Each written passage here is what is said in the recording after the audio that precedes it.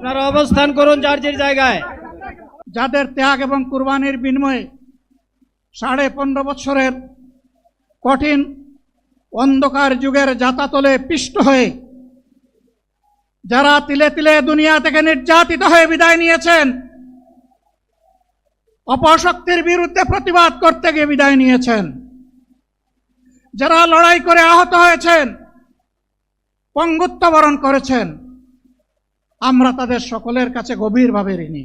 আমার মত আমার আল্লাহ নির্ধারিত সময় থেকে 1 সেকেন্ড আগে হবে না,